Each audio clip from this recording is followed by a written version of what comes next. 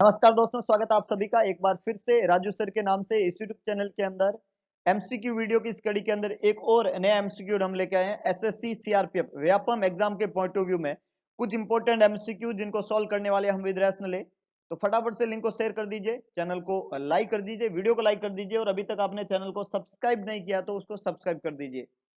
बेहतरीन MCQ session जिसकी शुरुआत करेंगे हम कुछ इंपॉर्टेंट और खास एमसीक्यू के साथ में, तो शेयर जरूर करिएगा ताकि मैक्सिमम जो है लोग हमसे कनेक्ट हो सके और इस बेहतरीन एमसीक्यू सेशन का फायदा उठा सके। तो शुरुआत करते हैं एक बेहतरीन एमसीक्यू सेशन की। सबसे पहला इंपॉर्टेंट एमसीक्यू आप लोगों के सामने ये रहा। A Gravida 2 para 0 is admitted to the labor and delivery unit. The doctor perform an amniotomy. Gravida 2 para 0 के साथ में लेडी एडमिट हुई है लेबर डिलीवरी यूनिट के अंदर। हम जब हमने उस लेडी में जिसको ग्रेविडा 2 था, ग्रेविडा 2 का मतलब है वो लेडी सेकंड टाइम जो है वो प्रेग्नेंट हुई है, उसका यूट्रस जो है वो सेकंड टाइम प्रेग्नेंट हुआ है। लेकिन पैरा 0 है, इसका मतलब कोई भी डिलीवरी वाइबिलिटी तक नहीं पहुंची है और हमने उसमें एमनियोटोमी परफॉर्म किया। Amniotomy is the artificial rupturing of the amniotic sac, है ना। आर्टिफिशियली जब हम रप्चर करते हैं एमनियोटिक सैक को, उसको एमनियोटोमी कहते हैं। तो हमने एमनियोटोमी जो है वहां पे उस लेडी के साथ में परफॉर्म किया गया। Which observation would the nurse expect to make after the amniotomy? Amniotomy के बाद में कौन सा एक्सपेक्टेड ऑब्जर्वेशन है? एमनियोटोमी के बाद में आपको क्या लगता है, क्या वहां पे आपको दिखेगा, क्या एक्सपेक्ट कर रहे हैं आप? फर्स्ट है fetal heart tone 160 beat per minute. Second है moderate amount of straw colour fluid. Third है small amount of greenish fluid. और लास्ट है small segment of the umbilical cord. कौन सा एक्सपेक्टेड ऑब्जर्वेशन रहेगा एमनियोटोमी के बाद में? Fetal heart rate 160, moderate amount का straw colour fluid, small amount का ग्रीनिश फ्लूइड या small segment of the umbilical cord?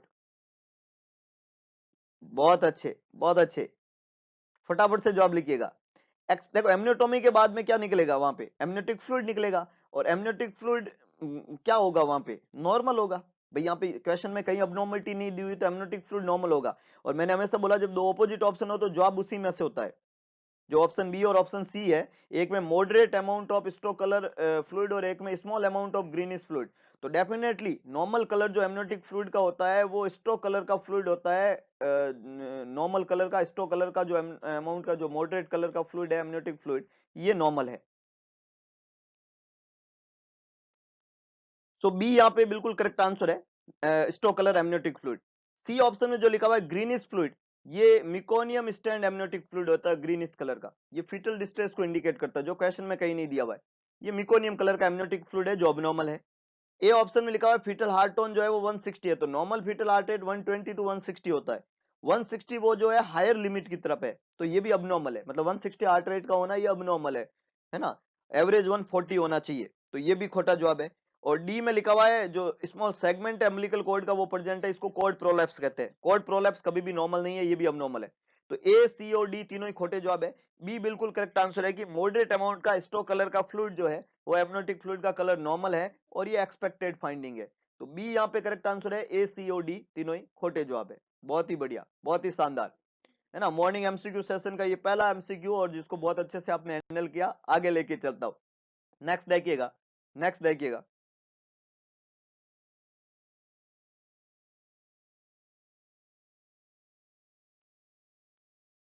The client is admitted to the unit. A vaginal exam reveal that C is 3 centimeter dilated. Unit में admit हुई है कोई client, vaginal exam जब आपने किया तो 3 सेंटीमीटर डायलेशन मिला आपको cervix. Which of the following statement would the nurse expect her to make? कौन सा स्टेटमेंट आप एक्सपेक्ट करते हो कि वो बोलेगी? I cannot decide what to name the baby, it feels good to push with each contraction, don't touch me, I am trying to concentrate, when can I get my epidural? फटाफट से अपना जवाब लिखिएगा। एडमिट हुई lady, vaginal exam में 3 centimetre आपको dilated मिला cervix. कौन सा स्टेटमेंट इंडिकेट करता है एक्सपेक्टेड है वहां पे? 3 सेंटीमीटर डायलेशन। थोड़ा थोड़ा टफ क्वेश्चन है, आराम से सोचे। देखिएगा, जब 3 सेंटीमीटर का सर्विक्स डायलेट होता है तो ये एंड ऑफ लेटेंट फेज होती है ना। 3 सेंटीमीटर सर्विक्स का डायलेशन का मतलब होता है जो लेटेंट फेज है, लेटेंट फेज, वो लेटेंट फेज जो है वो एंड हो चुकी है। लेटेंट फेज जो है वो खात्मे की तरफ है। लेबर की लेटेंट फेज जो है वो एंड हो चुकी है।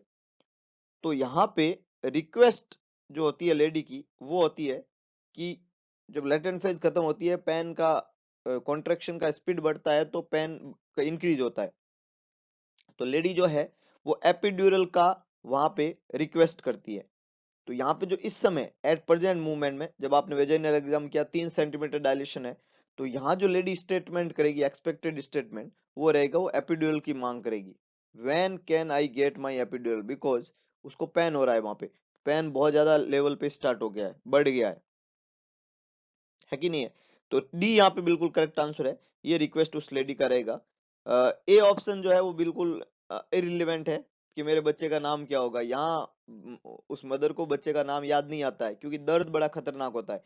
तो बच्चे का नाम जो है बच्चा बर्थ होने के बाद में सोचती है वो। इसमें ये क्वेश्चन जो है वो बिल्कुल भी इरिलेवेंट है। ये कभी भी कोई भी लेडी यहाँ पे ये स्टेटमेंट जो है वो नहीं देगी। तो अगर आप ये एक्सपेक्ट कर रहे हैं कि वो ये बोलेगी तो ये बिल्कुल खोटा है। बी जो है वो इंडिकेट करता है कि ये फर्स्ट स्टेज जो लेबर की है वो खत्म हो चुकी है। जब फर्स्ट स्टेज ऑफ लेबर जो है वो खत्म हो चुकी है, सर्विक्स जब कंप्लीट डायलेट हो जाता है, तब लेडी ये स्टेटमेंट देती है कि it feels good to push with each contraction, क्योंकि इस बार सर्विक्स डायलेट हो चुका है ना। तो अब ज्यादा इतना ज्यादा दिक्कत नहीं है, तो वो थोड़ा पेन कम हो जाता है। और लास्ट ऑप्शन जो है वो डी जो है वो भी इनकरेक्ट है, क्योंकि कोई भी डाटा वहां पे इंडिकेट नहीं करते हैं कि क्लाइंट को डिलीवरी रूम के अंदर मूव कराना है ना। तो ये ए, बी और सी तीनों ही खोटे जवाब है। डी बिल्कुल करेक्ट आंसर है, क्योंकि लेटेंट फेज के खत्म होते ही पेन का लेवल बढ़ता है, एपिड्यूरल की नीड होती है उस क्लाइंट को, तो वो एपिड्यूरल की मांग करेगी। वेरी गुड, बहुत अच्छे। आगे लेके चलता हूँ, नेक्स्ट देखिएगा। The client is having fetal heart rate of 100 to 110 beat per minute during the contractions. The first action the nurse should take is fetal heart rate जो है वो 100 to 110 बीट पर मिनट है contraction के दौरान। सबसे पहला action क्या होगा जब लेडी कॉन्ट्रैक्शन कर रही है, जब तब फीटल हार्ट रेट कितनी है? फीटल हार्ट रेट वहां पे आपको मिल रही है 100 to 110। जब लेडी कॉन्ट्रैक्शन कर रही है उस समय फीटल हार्ट रेट मिल रही है 100 to 110। तो उसके दौरान सबसे पहला एक्शन क्या होगा वहां पे? फर्स्ट ऑप्शन है reassess the fetal heart tone in 15 minutes. 15 minute में हार्ट रेट जो है उसको रीअसेस करो। Turn the client to her left side, उस क्लाइंट को लेफ्ट साइड में टर्न करो। Get the client up and walk her in the hall, client को बैठाओ और हॉल के अंदर चलाओ। और लास्ट है move the client to the delivery room, उस क्लाइंट को डिलीवरी रूम के अंदर ले जाओ।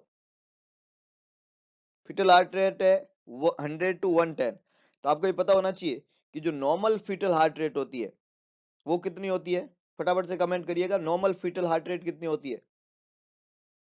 नॉर्मल फीटल हार्ट रेट कितनी होती है? वेरी गुड, कुछ लोगों ने ठीक कमेंट किया, ठीक जवाब दिया। नॉर्मल फीटल हार्ट रेट कितनी होती है? 120 to 160। बहुत बढ़िया। नॉर्मल फीटल हार्ट रेट कितनी होती है? 120 to 160। और यहाँ पे कितनी दी हुई है? 100 to 110। इसका मतलब हार्ट रेट कम है या ज्यादा? कम। और कम है तो कितनी कम है? मतलब जो कम है उसको क्या बोलते हैं? ब्रेडिकार्डिया। तो यहाँ पे फीटस को क्या हो रहा है? ब्रेडिकार्डिया। कॉन्ट्रेक्शन के दौरान फीटस जो है उसको क्या हो रहा है? ब्रेडिकार्डिया। जब फीटस को कॉन्ट्रैक्शन के दौरान ब्रेडिकार्डिया हो रहा है, इसका मतलब उसको सफिशिएंट अमाउंट में ऑक्सीजन नहीं मिल रही है। उस ऑक्सीजन की पूर्ति नहीं होने की का रीजन होता है कि कॉन्ट्रैक्शन के दौरान कोर्ड का कहीं ना कहीं कंप्रेशन हो रहा है। तो उसको प्रिवेंट करने के लिए हम लेडी को टर्न कर देते हैं साइड में, लेफ्ट साइड में। बी बिल्कुल करेक्ट आंसर है, कई लोगों ने बिल्कुल सही जवाब दिया है। हम टर्न कर देंगे लेडी को लेफ्ट साइड के अंदर। कॉन्ट्रैक्शन के दौरान अगर उसको फिटल डिस्ट्रेस हो रहा है, ब्रेडिकार्डिया हो रहा है, फिटल हार्ट रेट कम हो रही है, तो उसको हम टर्न कर देंगे। और किधर टर्न कर देंगे? लेफ्ट साइड में। ये सबसे पहला एक्सपेक्टेड जो है एक्शन यहाँ पे अपना रहेगा। लेफ्ट साइड में हम लेडी को क्या कर देंगे? टर्न कर देंगे। ए खोटा जवाब है, ए बिल्कुल खोटा जवाब है। ये इंडिकेशन नहीं है इस समय कि आप फीटल हार्ट टोन को हर 15-15 मिनट में रीअसेस करेंगे, ये गलत जवाब है, ये बिल्कुल नहीं है। सी आंसर जो है वो बेस्ट एक्शन कभी भी नहीं है, क्योंकि क्लाइंट जो है यहाँ पे ब्रेडिकार्डिया जो है एक्सपीरियंस कर रहा है, तो लेडी को वहां पे चलाने का कोई कंसेप्ट नहीं है, ये भी बिल्कुल खोटा जवाब है। और डी ऑप्शन जो है कि डिलीवरी रूम में मूव कराएंगे, ये बी, सी और डी सेम ही है। तो ए, सी और डी तीनों ही खोटे जवाब है, बी बिल्कुल करेक्ट आंसर है। आप साइड में टर्न करेंगे क्योंकि फीटल को ब्रेडिकार्डिया वहां पे देखने को मिल रहा है। बहुत ही बढ़िया, बहुत ही शानदार। आई होप आप समझ पा रहे होंगे। अर्ली मॉर्निंग जो है थोड़ा दिमाग खुला रहता है तो समझना आसान होता है कि नहीं है? खाली दिमाग होता है, एकदम फ्रेश दिमाग होता है, और हम बहुत अच्छे से मतलब पूरी एनर्जी के साथ में नींद लेके उठे हैं, तो बहुत जल्दी समझ में आता है ना। नाइट सेशन जो अपना रहता है उसके मुकाबले अर्ली सेशन जो है वो ज्यादा इफेक्टिव लग रहा है मुझे आजकल, है कि नहीं है? बहुत बढ़िया, बहुत ही शानदार, बी बिल्कुल करेक्ट आंसर है। God bless you. आगे लेके चलता हूँ, नेक्स्ट देखिएगा। The nurse is monitoring the client admitted for induction of labor. The nurse knows that pitocin has been effective when, जब मॉनिटर कर रहे हो आप, क्लाइंट एडमिट हुआ है इंडक्शन ऑफ लेबर के लिए, आप जानते हैं कि जो पीटोसिन दवाई है वो इफेक्टिव है तब जब, कब, ये पूछा है सवाल ने, है ना। आप मॉनिटर कर रहे हो क्लाइंट को जो एडमिट हुआ है इंडक्शन ऑफ लेबर के लिए, और आप जानते हैं कि पीटोसिन दवाई इफेक्टिव रहेगी तब जब the client has a rapid painless delivery, the client's cervix is effaced, the client has infrequent contractions, the client has progressive cervical dilation। चार ऑप्शन यहाँ पे दिए हुए। क्वेश्चन में पूछा है कि रैपिड पेनलेस डिलीवरी वहां पे है ना, रैपिड पेनलेस डिलीवरी हो रही है। दूसरा है क्लाइंट का सर्विस जो है इफेक्ट हुआ है। तीसरा है क्लाइंट में इनफ्रीक्वेंट कॉन्ट्रेक्शन हो रहे हैं। और लास्ट है क्लाइंट जो है उसमें प्रोग्रेसिव सर्वाइकल डायलेशन हो रहा है। चार ऑप्शन यहाँ पे दिए हुए। मॉनिटर कर रहे हो आप इंडक्शन ऑफ लेबर के लिए, आप जानते हो कि पिटोसिन इफेक्टिव है तब जब, कौन सा करेक्ट आंसर रहेगा? बहुत बढ़िया, बहुत बढ़िया। कुछ लोगों ने बिल्कुल सही जवाब दिया है। पिटोसिन जो है उसका एक्सपेक्टेड इफेक्ट क्या रहता है? Pitocin is oxytocin, lady admit हुए है और इंडक्शन ऑफ लेबर के लिए, और आप जानते हैं कि पिटोसिन इफेक्टिव होगा तब, मतलब पिटोसिन देना या पिटोसिन अपन मरीज को अपन दे रहे हैं वो तब अपन दे सकते हैं जब आप एक्सपेक्ट करते हैं। पिटोसिन का इफेक्ट क्या है? पिटोसिन का इफेक्ट रहेगा सर्वाइकल डायलेशन। पिटोसिन का क्या इफेक्ट रहेगा? Cervical dilation. तो ये जब हम देंगे तो कॉन्ट्रेक्शन जो है वो बड़े इंटेंसफुल होते हैं, और पेन जो है वो धीरे धीरे इंक्रीज होता है, और डायलेशन बहुत अच्छे से होता है कि नहीं है? अगर हम पिटोसिन देते हैं तो इससे कॉन्ट्रेक्शन बढ़ेंगे, कॉन्ट्रेक्शन बढ़ेंगे तो डायलेशन जो है वो जल्दी होगा, है ना। इंटेंस कॉन्ट्रेक्शन रहेंगे पिटोसिन के देने के बाद में, और सर्वाइकल डायलेशन जो है वो वहां पे देखने को मिलेंगे जब अपन किसी लेडी को पिटोसिन देंगे। यहाँ पे जो पिटोसिन का जो इफेक्ट है जो दिया हुआ है जिसमें, वो है आंसर डी के अंदर, कि जो क्लाइंट है उसमें प्रोग्रेसिव सर्वाइकल डायलेशन हो रहा है। बहुत सिंपल सी मीन है कि एक लेडी में प्रोग्रेसिव सर्वाइकल डायलेटेशन हो रहा है, मतलब धीरे धीरे डायलेटेशन बढ़ रहा है, तो पीटोसिन जो है वो स्पीड अप करेगा डायलेटेशन को, और सर्विक्स डायलेटेशन में और मदद करेगा और कॉन्ट्रैक्शन को बढ़ाएगा। तो ये बिल्कुल सही है कि जब आप इफेक्टिवनेस तब होगी जब सर्विक्स प्रोग्रेसिवली डायलेट कर रहा है, तभी इसको देने का फायदा है। ए ऑप्शन में लिखा हुआ है रैपिड पेनलेस डिलीवरी हो गई है, तो अगर रैपिड पेनलेस डिलीवरी हो गई है तो पिटोसिन क्यों देना है? क्योंकि उसमें तो कॉन्ट्रैक्शन पहले से बहुत ज्यादा है, और ये कॉन्ट्रैक्शन को ही बढ़ाता है, तो इरिलेवेंट है यहाँ पे पिटोसिन का यूज करना, है ना। ये नहीं है। बी ऑप्शन है द क्लाइंट्स सर्विक्स इज एफेस्ड, तो सर्वाइकल एफेसमेंट जो है वो प्रेजेंटिंग पार्ट के ऊपर प्रेशर क्रिएट करता है ना। प्रेजेंटिंग पार्ट के प्रेशर क्रिएट होने की वजह से सर्विक्स का अफेस्ट होता है, तो इस ये पिटोसिन का रोल नहीं है। तो ए भी खोटा है, बी भी खोटा है। और लास्ट है इनफ्रीक्वेंट कॉन्ट्रैक्शन। इनफ्रीक्वेंट कॉन्ट्रैक्शन जो है वो इरेगुलर टाइप के कॉन्ट्रैक्शन होते हैं, तो ये भी अब नॉर्मल आंसर है। तो ए, बी और सी तीनों ही सही तरीके नहीं है। डी बिल्कुल सही है कि अगर वहां पे प्रोग्रेसिव सर्वाइकल डायलेटेशन चल रहा है तो पिटोसिन देते ही वो सर्वाइकल डायलेटेशन जो होता है उसके ऊपर इफेक्टिव अपना दिखाएगा, और उसको बड़े इफेक्टिवली डायलेट कॉन्ट्रैक्शन को बढ़ा के पेन को इंप्रूव करके और सर्विक्स जो है उसको पूरा डायलेट करेगा। तो डी बिल्कुल करेक्ट आंसर है, ए, बी और सी खोटे जवाब है। वेरी गुड, बहुत अच्छे।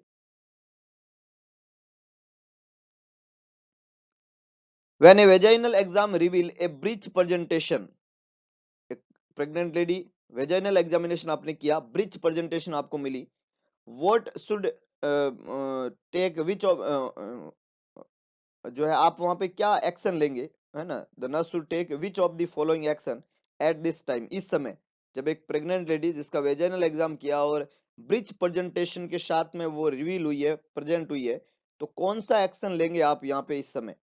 फर्स्ट है prepare the client for a caesarean section, second है apply the fetal heart monitor, third है place the client in Trendelenburg position, और फोर्थ है परफॉर्म एन अल्ट्रासाउंड एग्जाम। चार ऑप्शन यहाँ पे लिखे हुए हैं। प्रेग्नेंट लेडी ब्रीच प्रेजेंटेशन के साथ में आई है, क्या चीज आप सबसे पहले वहां पे करेंगे, कौन सा एक्शन लेंगे ब्रीच प्रेजेंटेशन में? सिजेरियन सेक्शन के लिए प्रिपेयर करेंगे, फीटल हार्ट मॉनिटर अप्लाई करेंगे, टिनलबर्ग पोजीशन के अंदर रखेंगे, या अल्ट्रासाउंड एग्जाम परफॉर्म करेंगे?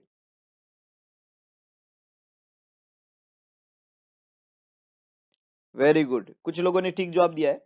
देखिएगा थोड़ा कंसेप्चुअल है, थोड़ी चीजें हैं जिनको सोच के जवाब दीजिए कि अगर कोई लेडी में ब्रिज प्रेजेंटेशन के साथ में वो प्रेजेंट हुई है, तो ब्रिज प्रेजेंटेशन जो है उसके लिए कि आते ही मरीज को जो है सिजेरियन सेक्शन के लिए प्रिपेयर करेंगे, ऐसा बिल्कुल भी जरूरी नहीं है। जो ए ऑप्शन में लिखा हुआ है, ए ऑप्शन बिल्कुल खोटा है, जो भी जवाब दे रहे हैं। सिजेरियन सेक्शन के इंडिकेशन अभी क्वेश्चन में दिए हुए ही नहीं है, सिंपली इतना ही दिया हुआ है ब्रिज प्रेजेंटेशन के साथ में आप क्या एक्शन लेंगे। तो ब्रिज प्रेजेंटेशन एक अबनॉर्मल प्रेजेंटेशन तो है, पर इसका मतलब ये नहीं है कि सिजेरियन सेक्शन भी होगा, सिजेरियन सेक्शन ही होगा। ब्रिज प्रेजेंटेशन में बच्चा जो है उसकी नॉर्मल डिलीवरी भी हो जाती है, तो सिजेरियन सेक्शन तो यहाँ पे खोटा जवाब है। टिनलबर्ग पोजीशन के अंदर रखने का यहाँ पे लिखा हुआ है, तो ये भी जो एक्शन है placing a client in Trendelenburg position जो लिखा हुआ है, ये भी यहाँ पे इंडिकेटेड नहीं है, क्योंकि टिनलबर्ग पोजीशन में हम तब रखते हैं जब कोर्ड प्रोलैप्स होता है, तो यहाँ पे भी कहीं कोर्ड प्रोलैप्स का भी नहीं लिखा हुआ है, तो ये भी इंडिकेटेड एक्शन नहीं है। और अल्ट्रासाउंड एग्जाम परफॉर्म करेंगे उसकी यहाँ पे कोई नीड नहीं है। अल्ट्रासाउंड जो है वो प्लासेंटा प्रीविया और एब्रूप्टियो प्लासेंटा उस कंडीशन में तुरंत इमरजेंसी होती है। तो जब ए सी और डी तीनों ही खोटे हो गए, क्योंकि ये जो एक्शन है इनका इंडिकेशन क्वेश्चन में कहीं दिया हुआ ही नहीं है, तो इन एक्शन को लेने का कोई मतलब ही नहीं है, सेंस ही नहीं है। तो डेफिनेटली करेक्ट आंसर क्या बनेगा? बी, कि हम फीटल हार्ट मॉनिटर वहां पे अप्लाई करेंगे, फीटल हार्ट रेट चेक करेंगे। बी बिल्कुल करेक्ट आंसर है ना। हम फीटल हार्ट मॉनिटर जो है वो वहां पे काम में लेंगे और फीटल हार्ट रेट जो है उसको असेस करेंगे, क्योंकि अबनॉर्मल प्रेजेंटेशन है तो कहीं ना कहीं बच्चे को दिक्कत हो सकती है। तो फीटल मॉनिटरिंग जरूरी है, ये एक्शन तो है अबनॉर्मल प्रेजेंटेशन में, पर सिजेरियन सेक्शन, टिननबर्ग पोजीशन या अल्ट्रासाउंड इस समय एक्शन बिल्कुल भी रिलीवेंट नहीं है। तो ए सी और डी जो है वो खोटे जवाब है, बी बिल्कुल करेक्ट आंसर है। बहुत ही बढ़िया, बहुत ही शानदार, आगे लेके चलता हूँ। नेक्स्ट देखिएगा, the nurse is caring for a gravida 1 admitted in labor. Which finding would suggest the need for an internal fetal monitoring? Gravida 1 की लेडी एडमिट हुई है लेबर में, कौन सी फाइंडिंग सजेस्ट करती है कि इंटरनल फीटल मॉनिटरिंग की नीड है? मतलब चार फाइंडिंग यहाँ दी हुई है, कौन सी फाइंडिंग बताती है कि इंटरनल फीटल मॉनिटरिंग की वहां पे जरूरत है? फर्स्ट है सर्विक्स जब 5 सेंटीमीटर डायलेट हो जाता है, सेकंड है फीटल हार्ट रेट जो है डिफिकल्टी असेस हो रही है जब आप एक्सटर्नल टोको मॉनिटर काम में ले रहे हो, तब वो फीटल हार्ट रेट जो है वो असेस ही नहीं हो रही है। थर्ड है फीटस जो है उस वो स्टेशन 0 पे है, और फोर्थ वन है कॉन्ट्रेक्शन जो होते हैं वो हर 3 मिनट में आ रहे हैं। फटाफट से अपना जवाब लिखिएगा, कौन सी चीज, कौन सा ऑप्शन जो है वो इंडिकेट करता है कि आपको वहां पे अ, उस लेडी के अंदर जो ग्रेविडा 1 के साथ में आई है इंटरनल फीटल मॉनिटरिंग की जरूरत है? बहुत बढ़िया, बहुत बढ़िया, कुछ लोगों ने थोड़ा सेंस यहाँ पे लगाया, तो बहुत बढ़िया, बहुत अच्छे से क्वेश्चन का जवाब दिया है, बहुत शानदार। देखिएगा कुछ ही रीजन होते हैं, थोड़े बहुत ही रीजन होते हैं जो सजेस्ट करते हैं कि इंटरनल फीटल मॉनिटरिंग को अप्लाई करने की जरूरत है। और इसमें अगर फीटस डिस्ट्रेस के अंदर होता है और फीटल हार्ट रेट जो है हम एसेस नहीं कर पा रहे एक्सटर्नल टोकोमीटर से, मॉनिटर से, तब हम इंटरनल फीटल मॉनिटरिंग करते हैं। तो यहाँ पे बी ऑप्शन जो लिखा हुआ है, fetal heart tone are difficult to assess using the external tocometer, ये बिल्कुल करेक्ट आंसर है। बी जो लिखा हुआ है ये बिल्कुल करेक्ट आंसर है। कुछ लोगों ने ठीक से जवाब देने की कोशिश भी की है। ये एक इंपॉर्टेंट इंडिकेशन है, जब हम फीटल मॉनिटरिंग नहीं कर पा रहे हैं एक्सटर्नली, तब हम इंटरनल फीटल मॉनिटरिंग काम में लेते हैं। ए ऑप्शन में जो लिखा हुआ है सर्विक्स का जो डायलेटेशन है वो 5 सेंटीमीटर हो चुका है, ये कभी भी इंडिकेशन नहीं है फीटल इंटरनल फीटल मॉनिटरिंग का, तो ये खोटा जवाब है। सी इनकरेक्ट है, क्योंकि ये फैक्ट है कि स्टेशन 0 जो है वो कभी भी रीजन नहीं है इंटरनल फीटल मॉनिटरिंग का। बच्चा स्टेशन 0 पे है, ये काहे का इंडिकेशन है, ये कोई इंडिकेशन नहीं है। और डी ऑप्शन जो है उसमें लिखा हुआ है कि जो कॉन्ट्रैक्शन है वो हर 3 मिनट में हो रहे हैं, ये कोई मतलब ये भी कोई इंडिकेशन ही नहीं है। मतलब आप ये ऑप्शन ऐसे हैं जो इंडिकेशन बन ही नहीं रहे इंटरनल फीटल मॉनिटरिंग के, है ना। तो यहाँ पे सबसे इंपॉर्टेंट बात है कि जो इंटरनल फीटल मॉनिटरिंग है वो हम तब करते हैं जब आप एक्सटर्नली असेस नहीं कर पा रहे हो, सिंपल था, है ना। तो ए, सी और डी तीनों खोटे जवाब है। बी जो ऑप्शन लिखा हुआ है वो सजेस्ट करता है इंटरनल फीटल मॉनिटरिंग को, इसलिए यहाँ पे करेक्ट आंसर क्या बना, बी। बहुत बढ़िया, बहुत ही अच्छे, बहुत ही शानदार। आगे लेके चलता हूं, नेक्स्ट देखिएगा। The nurse notes variable deceleration on the fetal monitor strip. The most appropriate initial action would be to, आप जो fetal monitor strip है वहां पे variable deceleration जो है वो नोट कर रहे हैं, क्या मोस्ट अप्रोप्रिएट इनिशियल एक्शन रहेगा उस समय आपका, जब वेरिएबल डिसोल्यूशन अगर वहां पे आ रहा है तो मोस्ट इंपोर्टेंट इनिशियल एक्शन आपका क्या रहना चाहिए वहां पे, वेरिएबल डिसोल्यूशन वाले समय मोस्ट इंपोर्टेंट एक्शन क्या होना चाहिए। फर्स्ट ऑप्शन है नोटिफाई हर डॉक्टर, सेकंड है डॉक्यूमेंट द फाइंडिंग, थर्ड है रीपोजिशन द क्लाइंट, और लास्ट है readjust the monitor. Variable dissolution most important action क्या होना चाहिए,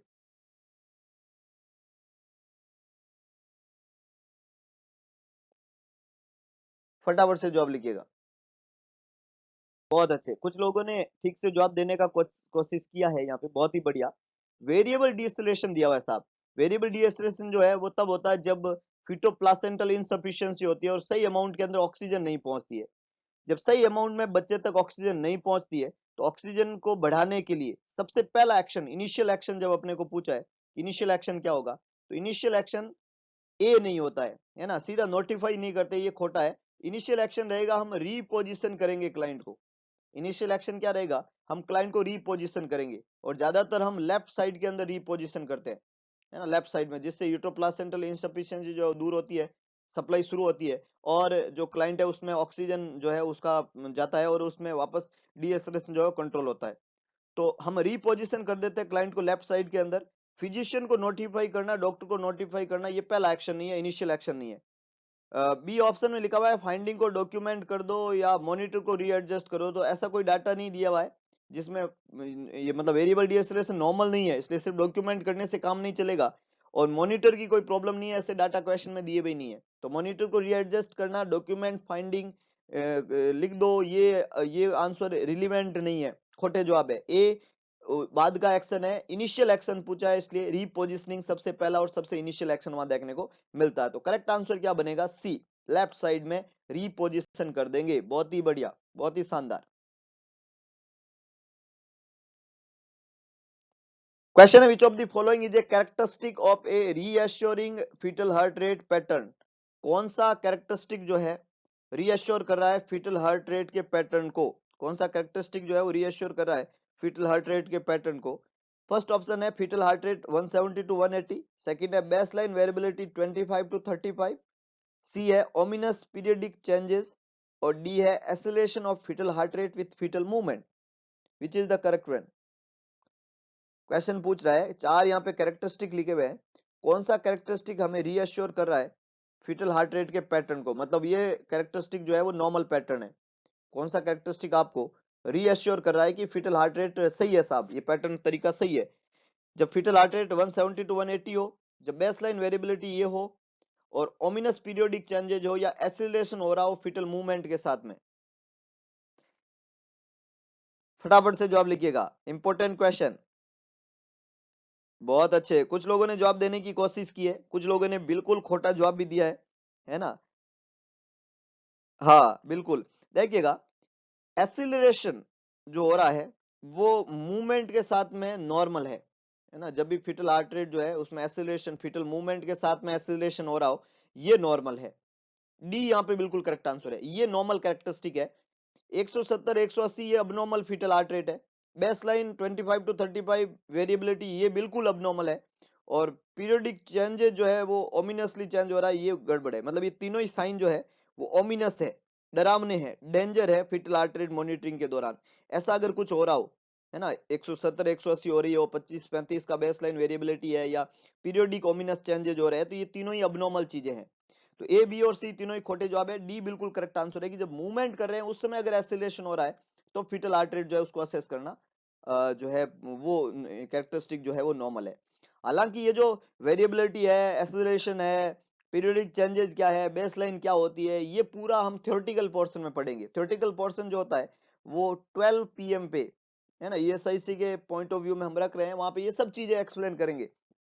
वो सारी चीजें जो एग्जाम में आपको तंग करती है, परेशान करती है, वो सब मैं थ्योरेटिकल पोर्शन में लेके आऊंगा। आप उसको बिल्कुल जो है रेगुलरली अटेंड करें। दोपहर को 12 बजे ये सही से एग्जाम पैटर्न पे थ्योरेटिकल वीडियो लेक्चर वहां पे आपको मिलेंगे।